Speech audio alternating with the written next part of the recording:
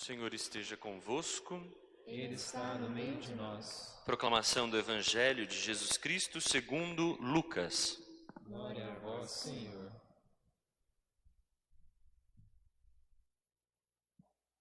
Naquele tempo, disse Jesus a seus discípulos: O Filho do Homem deve sofrer muito, ser rejeitado pelos anciãos, pelos sumos sacerdotes e doutores da lei.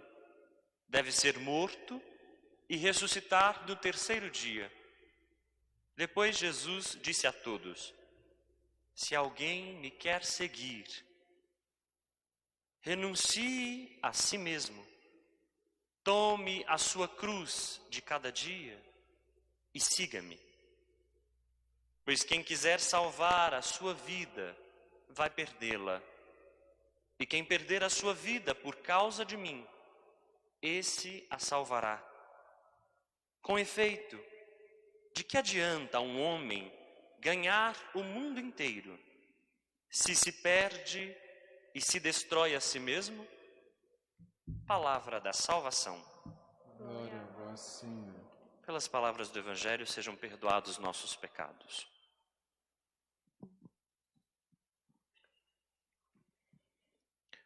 Caríssimos irmãos, caríssimas irmãs, você também que nos acompanha por nosso canal no YouTube e pelo Facebook.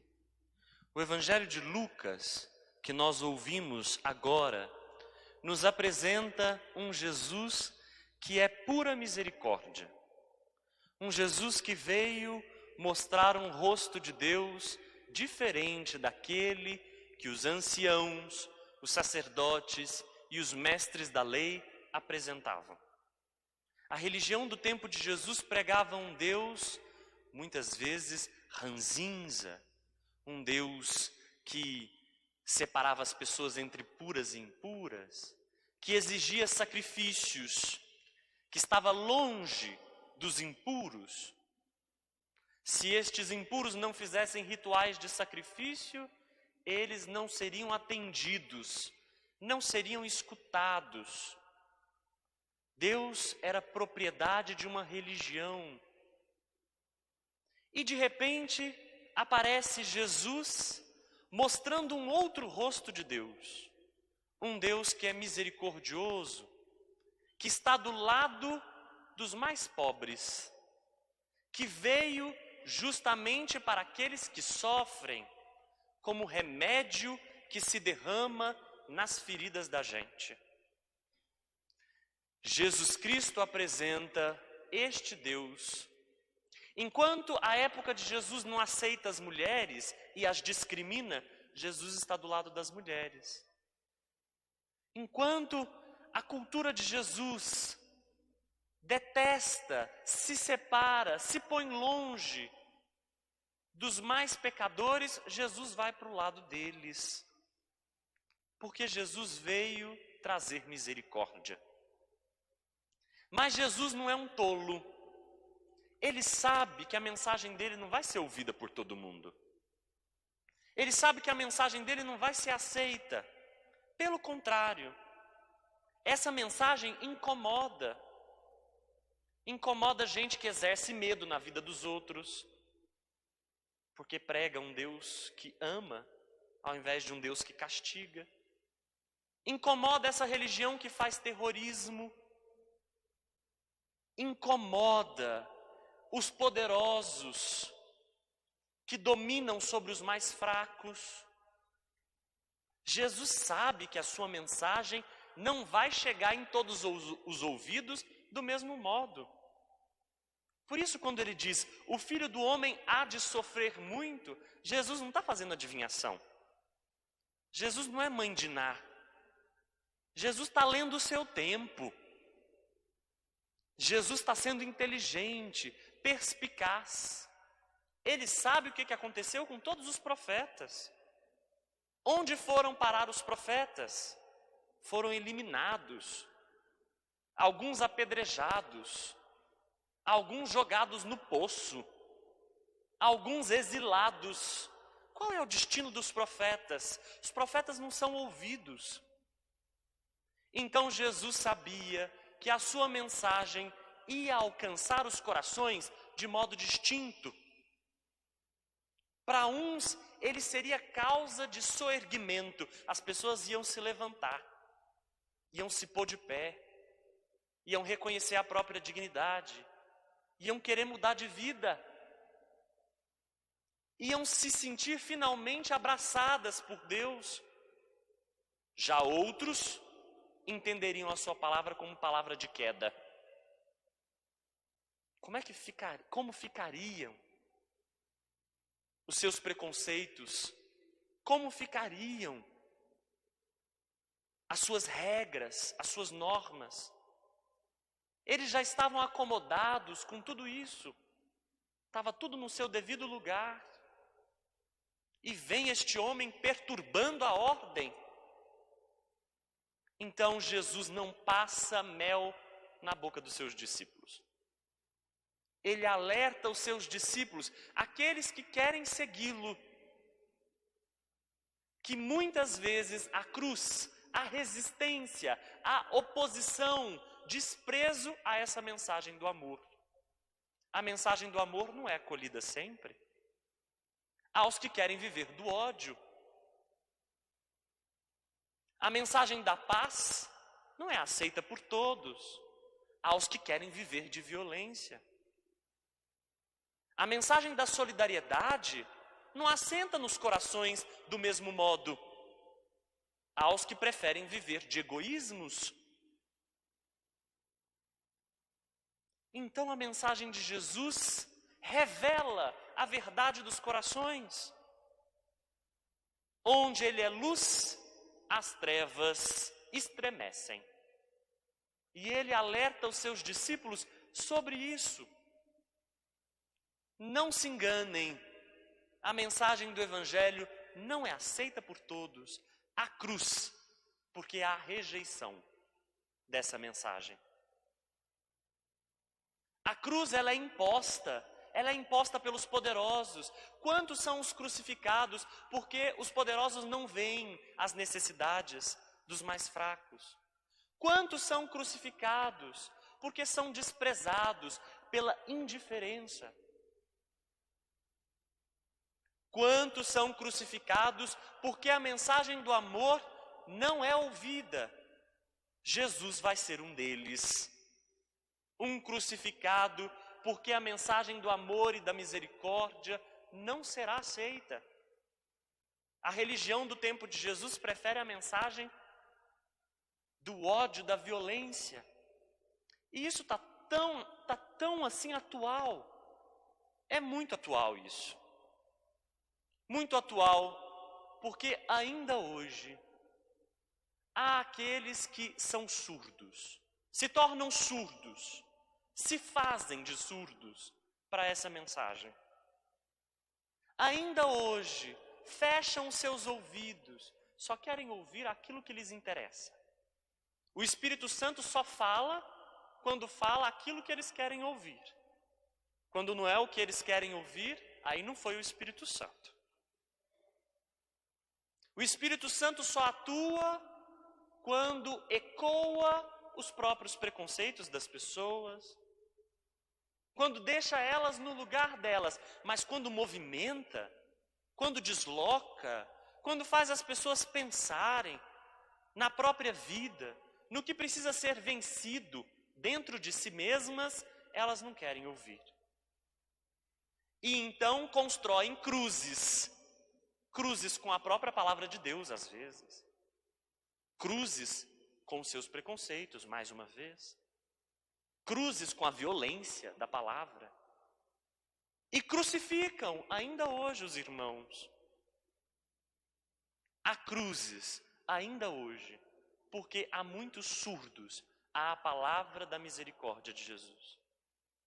Misericórdia que deve alcançar as mulheres, misericórdia que deve alcançar os mais pobres, misericórdia que deve alcançar os pecadores, misericórdia que deve alcançar os desprezados da nossa cultura.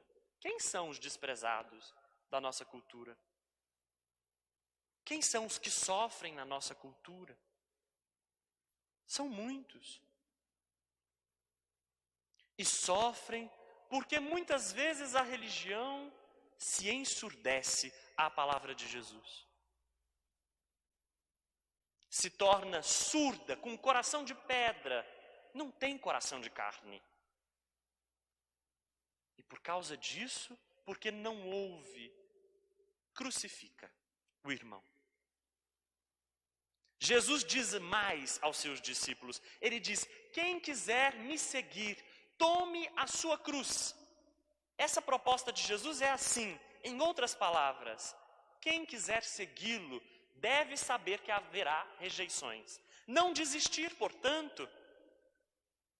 Se a gente desiste do amor, porque a gente que odeia, o amor é derrotado. Se a gente desiste da fraternidade, a fraternidade não se faz.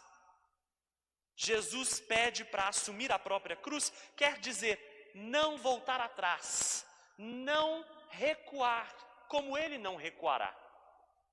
Nós veremos na Semana Santa que Jesus permanece firme até o fim. E mesmo a cruz, sinal da violência e da rejeição, ele vai fazer um símbolo de misericórdia.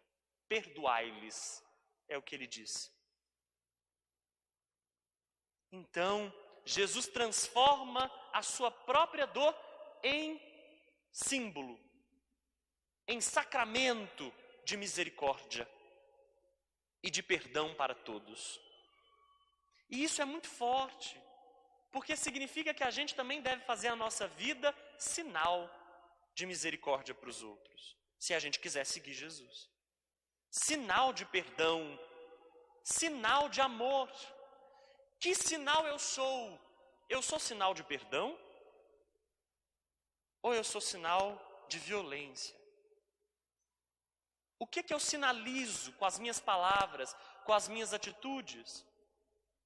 Um Deus amoroso e perdoador? Ou um Deus ranzinza, azedo, amargo e castigador, julgador? Um Deus amoroso é aquele que nós devemos testemunhar. Toma a sua cruz é também fazer da nossa vida esse sinal. Infelizmente, a gente entende a cruz como resignação ao sofrimento. Como se a gente tivesse que abaixar a cabeça. Pelo contrário, ela é sinal de resistência contra tudo aquilo que é injusto. A gente abraça a cruz para não negar, para não recuar do projeto de amor. E Jesus diz mais: renuncie a si mesmo.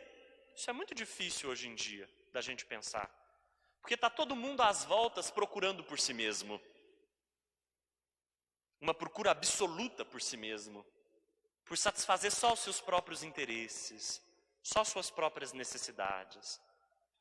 A gente nem dialoga mais, a gente se fechou nas nossas próprias verdades, na nossa pretensão, na nossa arrogância. E a gente não consegue renunciar a nós mesmos. Pelo contrário, a gente está apegado demais a nós mesmos, apegados demais aos nossos próprios desejos e interesses. Só a nossa verdade, só a nossa vontade não tem nada a ver com amar-se. Pelo contrário, todo mundo tem o direito de fazer a experiência de ser amado e de se amar. Todo mundo tem o direito de fazer a experiência de ouvir o seu próprio coração e o seu próprio desejo. Não é disso que eu estou falando, não. Eu estou falando de um apego apenas aos próprios interesses. Só conta o próprio umbigo, o outro e o seu clamor, o clamor de sua face, esse jamais conta. O outro pode ser crucificado, desde que eu me salve. O outro pode ser pregado na cruz da indiferença, desde que eu esteja garantido. O outro pode ser pregado na cruz das minhas intenções, pretensões, do meu orgulho, da minha vaidade, desde que eu me safe. E Jesus propõe uma lógica contrária. Quem quiser ganhar a sua vida, deverá perdê-la. Olha a lógica de Jesus. A gente ganha a vida se enche de alegria, de sentido, quando ela é gasta, não quando ela é guardada só para si. É quando ela é gasta em favor dos outros. É quando a gente se lança no risco do amor. É quando a gente se lança no perigo de navegar no mar da vida, não quando a gente se esconde, não quando a gente guarda, por causa do medo, da comodidade, a nossa própria vida da doação. O convite de Jesus é a doação. Que esta quaresma seja tempo de exercitar a doação. Esse é o caminho da vida. A primeira leitura fala isso hoje. Deus coloca diante de nós dois caminhos. O judeu só consegue pensar um Deus que comande tudo. Então Deus coloca dois caminhos, um de vida e outro de morte. Só depois a gente vai entender que Deus não coloca caminho de morte nenhum diante da gente. Mas já no Deuteronômio impera isto: escolhe a vida. É Deus quem pede, escolhe a vida. Vocês ouviram, escolhe armas? Não. Escolhe uma política de violência? Não. Escolhe se fechar às pessoas que morrem abandonadas? Não. Escolhe não ver uma série de pessoas que perdem a vida por causa de uma doença que poderia estar controlada? Não. Escolhe a vida. E mais, a primeira leitura tem algo que é muito interessante. Ela diz assim: há ídolos. Tem gente que vai pelo caminho dos ídolos. Existe uma diferença entre os ídolos e Deus. Deus é Deus da vida. Os ídolos pedem sacrifícios humanos. Na teologia bíblica do Antigo Testamento, ídolo é aquilo que pede sacrifício humano. Deus quer vida e não sacrifícios humanos. O ídolo, ele sempre pede o sacrifício da vida. Por isso o mercado é um ídolo, porque ele pede sacrifícios. O capitalismo, que tantos veem como um dos melhores sistemas, pede sacrifícios de vidas humanas. O dinheiro pede sacrifício de vidas humanas. O ter e o poder pedem sacrifícios de vidas humanas. E por isso são ídolos. Dois caminhos: o dos ídolos e o do Deus da vida. Escolhe, pois, a vida.